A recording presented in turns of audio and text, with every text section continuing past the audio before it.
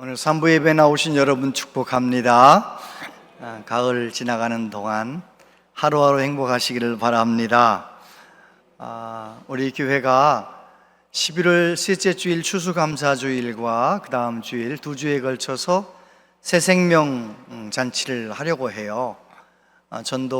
그동안 전도하셨던 분들 초청하는 날이고요, 또 오랫동안 현장 예배 못 드리는 분들을 한번 초청하는 그런 날이기도 한데, 그래서 11월 마지막 주가 되면 우리 교회에 또 다른 변화가 일어나게 되기를 바랍니다. 그래서 제가 한성도 그러면 여러분은 한영혼 그렇게 한번 외쳐주세요. 제가 한영혼을 그럼 여러분은 주님 품에 그렇게 한번 외쳐주시는 거예요. 한번 연습을 해보겠습니다. 1부는 한 65점 정도 되고 2부는 한 80점 정도까지 하셨어요. 3부는 얼마나 잘하시는지 제가 한번 한성도 그러면 여러분은 한영혼, 한성도 한영혼 그렇게 하는 겁니다. 제가 먼저 외치겠습니다. 한성도 한영혼. 네, 벌써 손을 이렇게 들으신 분이 계셔요. 잘하셨어요. 제가 할 테니까 그렇게 해보세요. 한성도 한영혼. 예, 잘하셨어요. 한 65점 정도 되는 것 같아요. 다시 한번 해보겠습니다. 그러니까 이제 내가 군대의 훈련병이다 생각하시고, 정말 하나님의 군사다 생각하시고 한번 그렇게 그런 젊은 마음으로 한번 외쳐보세요. 제가 먼저 외칩니다. 한성도 한영혼. 예, 한 75점 정도 되는 것 같아요. 그 다음 제가 한영혼을 그럼 여러분 주님 품에 그렇게 외치는 겁니다. 한영혼을 주님 품으로. 한 번만 더요. 한영혼을 주님 품에. 네, 이제 한 78점 정도 되는 것 같아요. 네, 그럼 이 두 가지를 합해서 한번 같이 제가 할 테니까 여러분 한번 복창을 해보세요. 한성도 한영혼을 주님 품에. 네, 잘하셨어요. 오늘 첫날인데 한 85점 정도는 되는 것 같아요. 잘하셨어요. 우리가 앞으로 이제 새생명잔치 준비하면서 주일마다 한번 외쳐보고 한번 하나님 앞에 마음을 다짐해보고 그랬으면 좋겠습니다. 하나님께서 쓰시는 사람, 그런 제목으로 함께 말씀을 나눕니다. 제가 목사 안수 받고 얼마 안 되었을 때에 제가 존경하는 서종훈 총장님, 지난번에 우리 교회 오셔서 한번 설교 한번 하셨댔죠. 서종훈 총장님께서 어느 큰 교회에 큰 건물을 짓는데 기공 예배에 참석하셨어요. 많은 목사님들이 오셨더라고요. 그리고 또 그 교회 부목사님들도 많이 있고 해서 같이 이제 예배를 다 드렸는데, 총장님이 고개를 두리번 하더니 저를 부르시는 거예요. 거기에 있는 모든 목사님들이 다 서종훈 총장님 존경하고 서종훈 총장님의 제자들인데, 얼마나 많은 선배 후배들 엄청나게 많은 분들이 계신데 저를 지명해서 부르시는 거예요. 그리고 저한테 심부름을 시키는데 어떤 내용이냐면, 이것 좀 갖다가 차에다 놓으라, 성경 찬송하고 기념품으로 받은 타올을 차에다 갖다 실어 놓으라는 거예요.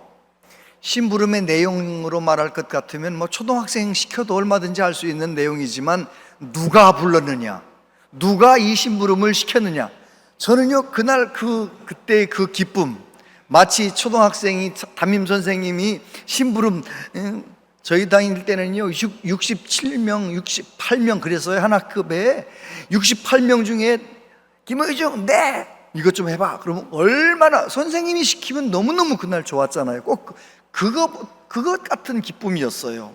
얼마나 많은 제자들이 있는데 총장님이 저를 부르신 거예요. 그래가지고 그 성경 찬송하고 수건하고 들고 총장님 차에 갖다 놓으면서 얼마나 제가 즐겁고 마음이 행복했는지 몰라요. 제가 그 당시에 총장님의 조교였기 때문에 그랬을 거예요. 근데 저는 조교라는 건 상관없이 내가 그 많은 목사님들 사이에서 내가 부름받아서 쓰임받았다, 이게 너무 좋았던 거죠.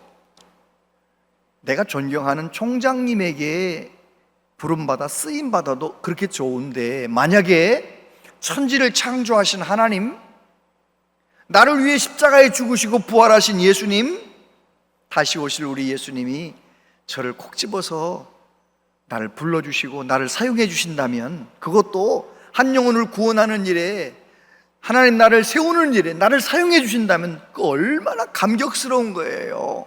할렐루야. 하나님께 쓰임받는 저와 여러분들 되시기를 축복합니다. 아멘. 오늘 이제 사도 바울 이야기죠. 사도 바울은 사울이라는 이름으로 성경에 처음에 나오잖아요. 사울이라는 청년은 아주 잘 나가는 청년이지요.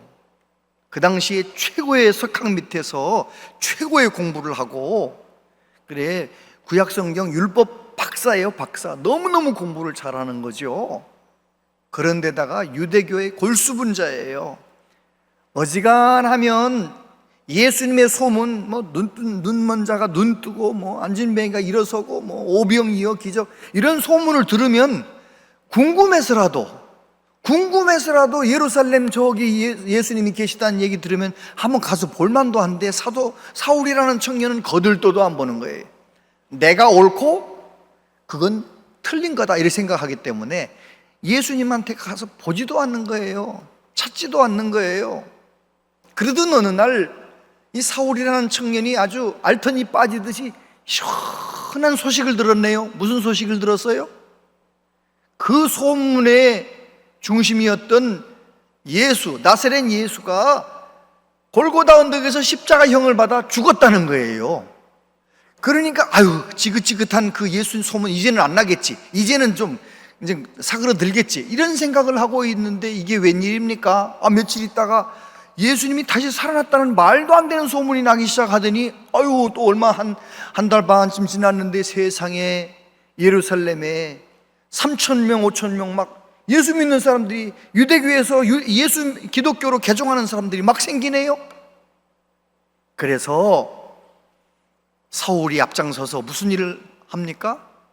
스데반을 돌로 때려 죽이는데 앞장서는 거예요. 사울이 옷을 내가 가지고 있을 테니까 사울 때려 죽이라는 거예요. 스데반 때려 죽이라는 거예요. 사울이 그랬었어요. 그리고 스데반이 죽자 동서남북으로 예루살렘 교회 성도들이 많이 흩어졌잖아요. 도망갔잖아요. 다마스커스, 다메섹에 수많은 그리스도인들이 도망가 피난가 있다는 얘기를 듣고 사도 바울이, 사울이라는 청년이 어떻게 합니까? 대제사장에게 가서 우리로 말하면 영장을 받아온 거예요. 가서 잡아와라. 공문을 받아가지고 다메섹에 가던 길에 누구를 만나요? 여러분이 빨리 대답을 해야 빨리 지나가는 거예요. 이 사울이라는 청년이 다메섹에 가다가 누구를 만나요? 예수님을 만나는 거예요. 부활하신 예수님께서 사울아 사울아, 대낮에 태양보다도 더 밝은 빛으로 임재하셔서 사울아 사울아 어찌하여 네가 나를 박해하느냐. 누구십니까? 너가 박해하는 예수니라. 그날로 사울의 인생이 달라집니다. 십자가에 죽으신 예수님, 다시 사신 예수님이 진짜 메시아라는 사실을 성경을 통해 다시 한번 구약 성경 말씀을 읽으면서 그랬구나, 내가 몰랐구나. 그래가지고 이제 바울은 사도가 돼가지고 예수님을 전하는 사람이 되는 거잖아요. 1차 전도 여행을 잘 마쳤어요. 그 다음에 오늘 말씀은 2차 전도 여행을 할 때 얘기예요. 1차 전도 여행 남부 아시아 지역을 터키 지역을 전도했으니까 2차는 중부 지역, 북부 지역 이런 기도를 하고 준비해서 갔는데 하나님께서 전도하는 길을 막으시는, 성령님께서 막으시는 거예요. 그래서 드로아에서 환상을 보고 유럽으로 건너가서 복음을 전하게 된 이야기가 오늘 본문 이야기죠. 오늘 이야기가 왜 그렇게 우리에게 중요한 말씀이냐? 여러분, 하나님께서는 아무나 다 쓰시지 않아요. 교회 다니는 사람이라고 하나님이 쓰시는 게 아니에요. 하나님과 코드가 맞아야 돼. 하나님과 코드가 맞아야 하나님의 마음에 들어야 되거든요. 근데 오늘 사도 바울은 어떻게 그렇게 어디까지 하나님께 붙들려 쓰임받을 수 있었는가? 세 가지만 먼저 생각하겠습니다. 첫 번째, 따라해 보세요. 성령님께 순종하는 사람. 사도 바울은 성령님께 순종하는 사람이었습니다. 6절 7절에 보니까 성령이 아시아에서 말씀을 전하지 못하게 하시거늘 그들이 부르기아와 갈라디아 땅으로 다녀가 무시아 앞에 이르러 비두니아로 가고자 애쓰되 예수의 영이 허락하지 아니하시는지라. 여기 못하게 하시거늘 콜리덴테스라고 하는 이 헬라어는 아주 적극적으로 반대하고 적극적으로 금지한다, 그런 의미가 들어있어요. 그러니까 성령님께서 바울 사도가 아시아에서 전도하려고 하는데 적극적으로 막으셨다는 거예요. 성령님이 막으시니까 사도 바울은 왜 그러시느냐 여쭤보지도 않고 성령님을 설득하려고 하지도 않아요. 여기 해야 되지 않습니까 하고 성령님에게 나의 생각을 주장하지도 않아요. 그냥 이제 갈라디아에서 무시아까지 가는 거예요. 무시아 지역에까지 가가지고 지도를 보여주세요. 저 무시아까지 가가지고 어느 지역을 또 전도하려고 노력을 했느냐? 비두니아, 저 북쪽, 터키아의 북쪽, 소아시아의 북쪽인 비두니아 지역으로 이제 가려고 힘을 썼는데 예수의 영이 허락하지 않아요. 성령님이 막으시는 거예요. 막으시는 거예요. 그런데 바울 사도는 어떻게 합니까? 성령님이 막으시면 멈추는 거예요. 성령이 가지 말라면 그 길로 안 가고 다른 길로 가는 거예요. 내가 그동안 1차 전도여행 끝나고 난 다음에 2차 전도여행은 여기 이렇게 하리라 많이 계획을 세웠지만 내 계획은 내려놓는 거예요. 성령님이 말씀하시면 내 계획은 내려놓는 거예요. 얼마나 많은 교회, 얼마나 많은 성도들이 계획을 세워놓고 하나님 보고 그 계획대로 되도록 도와달래. 그것도 뭐 잘할 수 있는 거지만 만약에 하나님께서 막으시면 어떻게 해야 돼요? 하나님께서 막으시면 멈춰 서야 되는 거잖아요. 가라면 가고 서라면 서야 되는 건데, 여러분, 하나님께서는 또 다른 계획이 있기 때문에 막으셨는데 중요한 것은 바울 사도가 성령님에게 순종하는 사람이었다는 것입니다. 잠언 16장 9절 말씀 같이 한번 읽어보세요. 시작. 길을 계획할지라도 그의 걸음을 인도하시는 이는 여호와시니라. 아멘. 믿으십니까? 내가 계획을 해도 이 모든 계획이 성사되도록 하시는 분은 하나님이시라고 인정하고, 우리는 성령님에게 민감하게 성령님의 인도하심을 따라서 살아야 할 줄로 믿습니다. 내 자신의 계획보다, 내 뜻보다 언제나 하나님께 여쭤봐야 돼요. 성도들이 참 안타까운 것은 어떤 새로운 일을 하려고 할 때 그 단계부터 주회종하고 상의하고 물어보고 기도를 부탁하는 사람은 별로 없습니다. 자기가 계획하고 모든 일을 다 해놓고 기도해달래. 내가 볼 땐 이건 아닌 것 같은데, 근데 일을 다 벌려놓고 기도해달래. 참 그런 경우 안타까워요. 안타까워. 이건 아닌 것 같은데. 여러분, 성령님보다 앞서지 않게 되기를 바랍니다. 언제나 성령님께 여쭤보면서, 성령님 이거 해도 됩니까? 안 해도 됩니까? 마음 가운데 평강도 주시고 또 주변 사람들을 통해서 다 성령님이 말씀해 주시면 그때 움직여도 되는데 말이죠. 사도 바울은 그렇게 하지 않았다는 것입니다. 사도 바울은 성령님의 뜻에 자기가 아무리 철저하게 계획을 했어도 그 계획을 내려놓고 성령님에게 순종했다는 것입니다. 하나님께 쓰임받는 사람들은 구약이나 신약이나 성령님께 쓰임받은 사람, 성령님의 뜻에 순종한 사람들, 성령님과 친밀하게 교제하는 사람들. 다윗이 우리아의 아내를 빼앗고 충성스러운 우리아를 이제 사지로 몰아넣잖아요. 얼마나 큰 죄를 범했는데 한 1년쯤 있다가 하나님의 종을 보내가지고 야단 맞았어요. 야단 맞고 하나님 앞에 회개 기도하면서 하나님 앞에 했던 기도 내용이 뭡니까? 시편 51편 10절 이하에 보면 하나님이여 내 속에 정한 마음을 창조하시고 내 안에 정직한 영을 새롭게 하소서. 나를 주 앞에서 쫓아내지 마시며 주의 성령을 내게서 거두지 마소서. 주의 구원의 즐거움을 내게 회복시켜 주시고 자원하는 심령을 주사 나를 붙드소서. 다윗이 하나님 앞에 회개하면서 하나님, 제가 잘못했습니다. 왕권에서 쫓겨나지 않게 해서 제 왕권을 지켜주세요. 이런 기도하지 않았어요. 다윗은 주님 앞에서 나를 쫓아내지 마시고 내게서 주의 성령을 거두지 마시옵소서, 그렇게 기도하고 있는 거예요. 다시 말해서 왕이 되어가지고 모든 권력과 모든 것을 다 움켜쥐고 있는 다윗이 이것 때문에 행복한 것이 아니라는 거예요.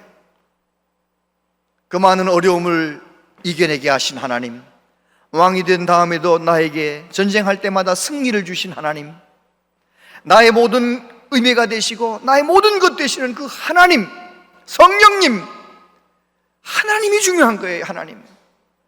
저와 여러분들이 다윗과 같이 늘 하나님을, 성령님을 높이고 늘 하나님에게서 쫓겨날까 봐 늘 그런 마음으로 말이죠, 나에게는 하나님이 최고입니다, 하나님을 최고로 섬기는 저와 여러분들 되시기를 바랍니다. 예수님께서 말씀하셨어요. 명절 큰날 곧 큰날에 예수께서 서서 외쳐 이르시되 누구든지 목마르거든 내게로 와서 마시라. 나를 믿는 자는 성경의 이름과 같이 그 배에서 생수의 강이 흘러나오리라 하시니 이는 그를 믿는 자들이 받을 성령을 가리켜 말씀하신 것이라. 그래요, 예수님 잘 믿는 사람이 누구입니까? 내 안에서 성령님께서 주시는 열매가 있고 은사가 있고 성령 충만한 사람, 세상이 알지 못하고 세상이 빼앗아갈 수 없는 오직 성령님만 주실 수 있는 평강이 내 안에 가득한 사람, 생수의 강이 흘러넘치는 사람, 저와 여러분이 그런 신앙생활 하시게 되기를 축복합니다. 그런 사람은 성령님에게 인도함 받지요, 성령님께 맡기는 거지요. 제가 어떤 장애인이, 뇌성마비 계통의 장애인이 하는 말을 듣고 너무너무 마음이 아팠어요. 어느 그 뇌성마비 장애인의 친구 집사님이, 장애인이 이제 믿음이 좋았는지 주일날 대표 기도를, 성도들 앞에서 대표 기도를 하는 거예요. 여러분, 뇌성마비 계통의 장애인들이 기도할 때 일반 성도가 들으면 답답해요, 안 답답해요? 말 한마디 하려면, 한 문장 말하려면 보통 사람이면 5초면 끝날 텐데 그냥 한 20초는 걸려야 말 한마디, 한 문장 말하고, 얼마나 답답합니까? 그렇게 기도를 좀 한참 이렇게 하고 있는데 갑자기 그 교회 장로님이 나오시더니 마이크를 빼앗아 버렸어. 내가 듣기 답답하면 하나님도 답답한 줄 알고 아는 거예요. 내가 듣기 답답하고 성도들이 듣기 답답하면 하나님도 답답할 거라고 생각했는지 아무튼 빼앗은 거예요. 예배가 방해가 된다고 빼앗았다는 거예요. 이야, 어떻게 그런 일이 다 있나? 여러분, 예배는 내 마음이 좋으라고 드리는 거예요, 하나님 영광 받으시라고 드리는 거예요? 알기는 잘 하시네요. 그런데 얼마나 많은 성도들이 오늘 예배가 내 마음에 들면 예배가 잘 된 것 같고, 오늘 예배가 별로 내 마음에 은혜가 안 되면 예배 잘못 드린 것 같다고 생각하는 사람들이 얼마나 많아요. 성령님에게 순종해야 되고, 예배 드릴 때는 늘 하나님을 바라보면서 하나님께 내 마음과 정성을 드려야 되는 건데 말이죠. 그런 교회, 그런 성도를 하나님이 쓰시는 줄로 믿습니다. 내 마음에 안 된다고 내 마음대로 막 하려고 하는 사람, 하나님이 안 쓰시는 거예요. 두 번째는 하나님의 꿈을 꾸는 사람. 따라하세요. 하나님의 꿈을 꾸는 사람. 8절부터 보면 무시아를 지나 두로아로 내려갔는데 밤에 환상이 바울에게 보이니 마게도냐 사람 하나가 서서 그에게 청하여 이르되 마게도냐로 건너와서 우리를 도우라 하거늘 바울이 그 환상을 보았을 때 우리가 곧 마게도냐로 떠나기를 힘쓰니. 사도 바울이 드로아에 내려가서 밤에 잠이 안 오는 거예요. 오늘 성경에 보니까 환상을 보기는 봤는데 꿈꾸다 봤대요? 잠자다가 봤대요? 밤에 봤대요? 9절에 보니까 밤에 환상이 바울에게 보였대요. 바울도 사람인지라 다 계획했는데, 다 선교팀하고 다 얘기가 다 된 건데 말이죠. 하나님이 막으시네요. 전도를 하나님 말씀을 못 전하게 막으시는 거예요. 성령님이 막으시는 거예요. 그러니까 답답하잖아요. 답답해서 잠이 안 오는 거예요. 잠이 안 오는 그 순간에 하나님이 보여주신 환상을 봤다는 거예요. 여기 환상이라고 번역된 헬라어 호라마라고 하는 이 단어는 신약에 12번 정도 나오는데, 하나님의 특별한 뜻을 알리기 위해서 초자연적인 계시를 설명할 때 쓰인 단어가 호라마예요. 호라마. 하나님께서 환상을 보여주셨대요. 근데 그 내용이 뭐냐? 아시아 사람 말고 코가 크고 백인인 저 유럽 사람, 마게도냐 사람이 건너와서 우리를 도와달라, 그런 환상을 보았다는 거예요. 그런데 그 환상을 사도 바울이, 그 선교팀이 어떻게 했다는 거예요? 마게도냐에 건너가서 하나님의 말씀을 전하라는 뜻이구나. 하나님께서 아시아 지역에, 북부 지역에, 중부 지역에 전하지 못하게 만드신 이유가 그거로구나. 그렇게 받아들이고 마게도냐 가기를 금방 힘썼다. 고민하지 않았다는 거예요. 하나님의 꿈을 붙잡았다는 거예요. 여러분은 요즘 신앙생활하면서 꿈이 있으십니까? 혹시 아프지 않고 오래오래 모든 일이 다 잘 되고 그렇게 됐으면 좋겠다. 그거는 예수님 안 믿는 사람도 다 가지고 있는 생각이잖아요. 그건 꿈이라고 말할 수 없어요. 하나님 나라를 세우고 영혼을 구원하고 하나님의 뜻을 이루는 하나님의 꿈이 있으십니까? 비전이 있으십니까? 저를 포함해 우리 모두가 다 꿈꾸는 성도 되었으면 좋겠습니다. 요엘서 2장 28절 같이 한번 읽어보세요. 시작. 후에 내가 내 영을 만민에게 부어주리니 너희 자녀들이 장래일을 말할 것이며 너희 늙은이는 꿈을 꾸며 너희 젊은이는 이상을 볼 것이며. 아멘. 아멘. 마지막 때에 하나님께서 마지막으로 수많은 영혼을 구원하기 위하여 하나님께서 하나님의 남종과 여종들에게 성령을 부어주신다 했는데, 그렇게 되면 어떻게 된다고요? 어린아이들은 예언할 것이며 늙은이는, 어르신들도 뭐 한대요? 꿈을 꾸며. 할렐루야. 나이 상관없어요. 정말 영적으로 깨어있는 사람은 80이 되어도 90이 되어도 꿈을 꾸는 거예요. 하나님의 꿈을 꾸는 거예요.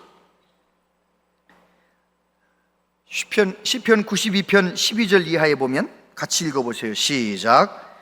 의인은 종려나무같이 번성하며 레바논의 백향목같이 성장하리로다.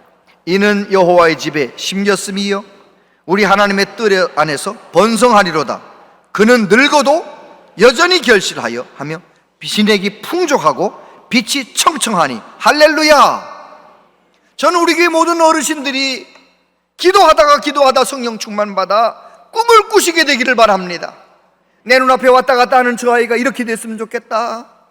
우리 자녀, 우리 손자들은 이랬으면 좋겠다. 우리 온양제일교회는 이렇게 하나님 영광을 나타내는 교회가 되었으면 좋겠다. 하나님의 꿈을 꾸는 어르신들 되기를 바랍니다. 성경에 보면 그렇게 말씀하셨어요.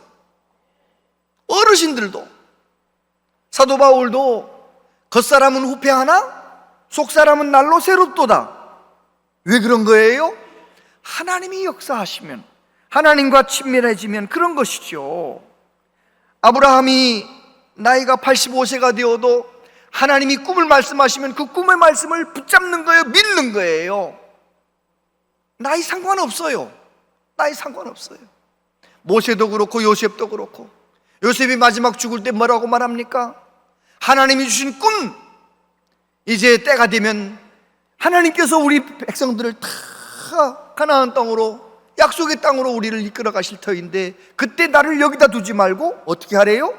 애굽에 두지 말고 내 해골을 메고 가달라. 죽는 순간에도 꿈을 꾸는 거예요. 모세도 죽는 순간 120세가 되어도 꿈을 꾸는 거예요. 여러분, 우리 교회는 어르신들도 꿈을 꾸는 교회 되었으면 좋겠습니다.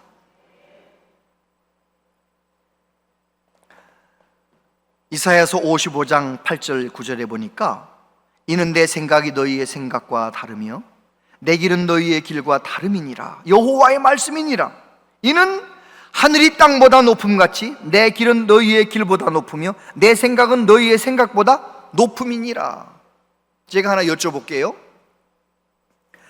나 개인을 향해서, 우리 가정을 향해서, 우리 교회를 향해서 하나님이 가지고 계신 계획이 내 생각하고 내 계획보다 클까요? 작을까요? 대답을 하셔야 이게 진행되는데, 여러분, 나를 향한 하나님의 계획이 내가 가지고 있는 것보다 하나님이 더 클까요? 작을까요? 당연히 크시죠. 하나님은 스케일이 달라요. 우리하고 달라요. 아브라함을 부르실 때, 하나님께서 아브라함을 부르실 때, 아들을 낳지 못한 실수봇이 아브라함을 부르실 때, 아브라함은 틀림없이 하나님을 향하여 이런 꿈을 가졌을 거예요. 나에게 아들을 주신다고 하는구나. 아들 하나 얻는 게 아브라함의 꿈이었을지 몰라요. 그런데 하나님은 뭐라고 말씀하십니까? 너와 너 자손을 통하여 천하 만민이 복을 받을 것이다. 하나님은 스케일이 달라요. 여러분, 하나님 앞에 간절히 기도하다가 나 개인을 향하여, 우리 가정을 향하여, 우리 교회를 향한 하나님의 꿈을 꾸는 우리 모두 되시기를 바랍니다. 꿈을 꾸는 사람을 하나님이 쓰시는 거예요. 세상 돌아가는 것에 휩쓸려 가지고 나도 모르게 세상 사람들과 같은 똑같은 꿈을 가지고 그냥 더 잘 먹고 더 좋은 집에 더 좋은 차 타고 그냥 여행 다니고, 그런 이 세상에서나 끝나는 그런 시시한 꿈 말고요, 하나님에게 가면 하나님이 영원히 인정하시며 상 주실 꿈, 성령 충만하여 그런 꿈을 꾸는 은혜가 있게 되기를 바랍니다. 진짜 좋은 교회는 어떤 교회인지 아십니까? 담임 목사가 늘 깨어 기도하면서 꿈이 많아야 돼. 이것도 해보고 싶고 저것도 해보고 싶고. 그러면은 장로님들이 목사님을 통해서 하나님 주신 그 꿈을 이루기 위하여 바빠요. 사업하는 안수입사님들이 바빠. 정신없이 바빠. 그 꿈을 이루려면 얼마나 많은 것들이 필요하니까. 그래가지고 열심히 도와가지고 그 꿈을 이뤄내는 교회. 아멘도 안 하십니다. 여러분, 우리 교회는 꿈꾸는 교회가 쓰임받아요. 그래서 정말 하나님 앞에 쓰임받는 것, 첫 번째가 성령에게 순종하는 사람, 두 번째가 꿈꾸는 사람, 하나님의 꿈을 꾸는 사람, 세 번째는 복음 전파에 전심전력하는 사람이에요. 10절에 보니까 바울이 그 환상을 보았을 때 우리가 곧 마게도냐로 떠나기를 힘쓰니 이는 하나님이 저 사람들에게 복음을 전하라고 우리를 부르신 줄 인정함이로라. 우리가 두로아에서 배로 떠나 사모드라게로 직행하여 이튿날 네아폴리에 가고, 하나님의 뜻이 분명해졌어요. 마게도냐 사람들에게 복음을 전하라는 하나님의 뜻이 분명해졌어요. 그러니까 바울 사도가 복음을 전하기 위해서 마게도냐로 가려고 힘썼대잖아요. 사도 바울은 복음을 전하기 위하여 달리는 인생을 살았습니다. 마지막 그 순간까지 최선을 다해 달렸습니다. 감옥에 갇혀서도 복음을 전했습니다. 어디서나 복음을 전했어요. 채찍 맞아 감옥에 갇혔어도 거기서도 주 예수를 믿으라, 그리하면 너와 내 집이 구원을 얻으리라. 복음을 전하는 거예요. 여러분, 복음이 뭡니까? 누가 여러분에게 복음이 뭐냐고 물어보면 뭐라고 대답하실래요? 로마서에 복음이 뭔지 답이 나와요. 예수 그리스도의 종 바울은 사도로 부르심을 받아 하나님의 복음을 위하여 택정함을 입었으니 이 복음은 하나님이 선지자들을 통하여 그의 아들에 관하여 성경에 미리 약속하신 것이라. 그 아들에 관하여 말하면 육신으로는 다윗의 혈통에서 나셨고 성경의 영으로는 죽은 자들 가운데서 부활하사 능력으로 하나님의 아들로 선포되셨으니 곧 우리 주 예수 그리스도시니라. 복음이 뭐라고요? 주 예수 그리스도가 복음이에요. 복음이 뭐냐? 예수님이 복음이에요. 예수님이 행하신 모든 일이 복음이에요. 우리는 용서받을 수 없는 죄인들이었는데 죄 없으신 예수님이 갈보리에서 피 흘려 죽으신 십자가 사건, 그것은 온 인류에게 복음이에요. 예수님이 부활하신 것, 그건 복음이에요. 사망 권세를 이기시고 부활하신 우리 예수님, 우리도 영원히 사는 길을 보여주신 예수님, 예수님이 하신 복음이에요. 예수님께서 승천하신 것도 복음이에요. 예수님 다시 오신다고 약속하신 그 말씀도 복음이에요. 뿐만 아니라 지난 기독교 역사 가운데 예수님의 이름으로 일어난 수많은 예수님이 행하신 모든 일들, 그 복음이에요. 복음. 우리 개개인에게 말하면 여러분도 간증이 있잖아요. 힘들고 어려웠을 때 예수 십자가 꼭 붙들고 그렇게 하나님 앞에 울며 매달렸는데 예수님께서 나를 만져주시고 내 삶을 우리 가정을 만져주셔서 역전시켜주신 그 놀라운 이야기가 복음이에요. 복음. 할렐루야. 예수님이 복음이에요. 그래서 우리는 어떻게 해야 됩니까? 예수님을 전해야 되는 거죠. 예수님 제대로 믿는 사람은요, 성경 태초에 하나님이 천지를 창조하시는 날부터 아멘 주 예수의 어서 오시옵소서까지 모두 다 믿어지고 100% 믿어지는 거예요. 창조도 믿어지고 예수님의 십자가 사건도 믿어지고 예수님 다시 오실 것도 믿어지고 천국 말씀하셨으니까 천국도 믿어지고 지옥 말씀하셨으니까 지옥도 믿어지고. 그러니까 지금 주님 품에서 떠나 있는 자녀들을 바라보면 불타야 돼. 마음이 우리 자녀 언제까지 저렇게 참된 기쁨을 모르고 저렇게 살까? 마음이 불타야 돼요. 주님과 동행하는 우리 자녀들의 모습을 날마다 기도해야 되는 것이죠. 할렐루야. 그래서 진짜 믿음이 건강한 사람은요, 세월이 가도 나이 드는 것을 한탄하지 않아요. 어떤 분은 교회를 평생 다녀놓고도 나이 드는 걸 또 그렇게 또 안타까워하는 분이 있어요. 나이 드는 게 얼마나 좋은 건데요. 얼마나 좋은 건데. 천국에 하루하루 가까워져 가는 건데. 아멘도 안 하십니다. 진짜예요. 천국이 가까워지는 거잖아요. 나이 들수록. 그러니까 얼마나 귀한 거예요.